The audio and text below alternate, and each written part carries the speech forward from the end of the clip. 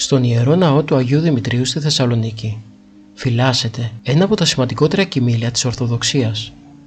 Πρόκειται για το Ιερό Κεράμιο, μια αρχαία στάμνα που εμπεριέχει μέσα χώμα και αίμα από το μαρτύριο του προστάτη της πόλης. Κατά καιρούς, είτε τυχαία είτε ύστερα από αρχαιολογική έρευνα, βρέθηκαν διάφορα φιαλίδια τα οποία προέρχονταν από τον τάφο του Αγίου Δημητρίου.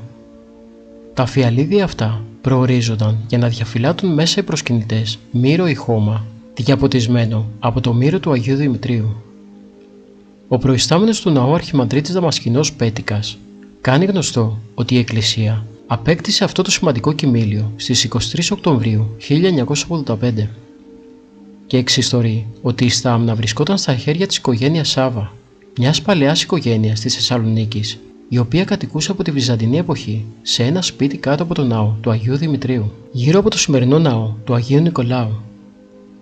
Το σπίτι καταστράφηκε ολοσχερός από τη μεγάλη πυρκαγιά του Αυγούστου του 1917 και τότε καταστράφηκαν και όλες οι έγγραφες μαρτυρίες σχετικά με την ιστορία της οικογένειας και την απόκτηση της στάμνας.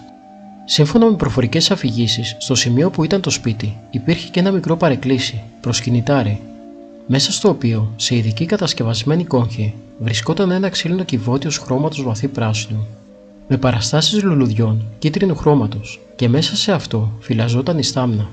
Στο παρεκκλήσι μάλιστα πήγαιναν από μια υπόγεια σύραγγα μήκους περίπου 6 μέτρων, η οποία μετά την πυρκαγιά καταστράφηκε. Κατά την παράδοση, η στάμνα αρχικά ήταν σφραγισμένη, μεταγενέστερα όμως, με την προτροπή κάποιου κληρικού της οικογένειας, ανοίχτηκε και με πολύ μεγάλη φιδό χορηγήθηκε λίγο μύρο στους ασθενείς, οι οποίοι το αναμείγνυαν με νερό και το έπιναν ύστερα από 24ωρη νηστεία. Οι ίδιοι άνθρωποι περιέγραφαν ότι οι νοσούντες γίνονταν καλά και ενισχύονταν η πίστη τους προς τον Άγιο. Κατά τη μεγάλη πυρκαγιά του 1917, η οικογένεια, μέσα στον πανικό της να διασωθεί, εγκατέλειψε γρήγορα το σπίτι, αλλά δεν εγκατέλειψε το ιερό αυτό κοιμήλιο. Πρώτη του σκέψη ήταν να διαφυλάξουν τη θρησκευτική τους κληρονομιά, τη στάμνα του προστάτη Αγίου τους. Έτσι λοιπόν κατάφεραν να σκάψουν στην αυλή και να κρύψουν εκεί την πολύτιμη στάμνα. Λίγες μέρες αργότερα, η Φωτεινή Χριστοδούλου, παιδί τότε, συνοδευόμενη από το θείο της, έσκαψαν και ανέσυραν τη στάμνα.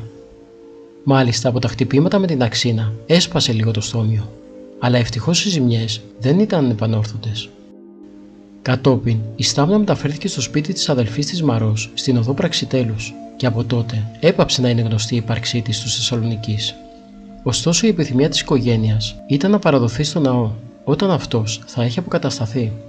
Με τη μεταφορά της τίμιας κάρας του Αγίου Μεγαλομάρτυρου στη Θεσσαλονίκη, στις 25 Οκτωβρίου 1978, ο τελευταίος γόνος της οικογένειας Αστερίου Παπακοσταντίνου, δικηγόρος στην Αθήνα και γιος της Μαρός, ο οποίος ήταν και ο κάτοχος της στάμνας, αποφάσισε να την παραδώσει ο ίδιος, ώστε να βρίσκεται μαζί με τα ιερά λείψανα του Αγίου. Εν τούτης, δεν πρόλαβε, αφού απεβίωσε ευνηδίως. Η Φωτεινή Χριστοδούλου όμως, ως η τελευταία απόγονος της οικογένειας Σάβα, αποφάσισε να εκπληρώσει την επιθυμία όλων των προγόνων της και παρέδωσε τη στάμνα με το ιερό μύρο, ώστε να κατατεθεί στο ιερό κυβόριο του Αγίου. Η παλαιά οικογένεια της Θεσσαλονίκης Σάβα, οι ρίζες της οποίας χάνονται στα βάθη του αιώνα, πίστευε ακράδαντα ότι η στάμνα και το ιερό μύρο που υπήρχε μέσα ήταν γνήσια. Άλλωστε, η μορφή της παλαιάς οικίας και τα γύρω από αυτήν αρχαία λείψανα επιβεβαιώνουν ότι στο σημείο εκείνο βρισκόταν η καταφυγή, δηλαδή η υπόγεια στοά, στην οποία δίδαξε ο Άγιος.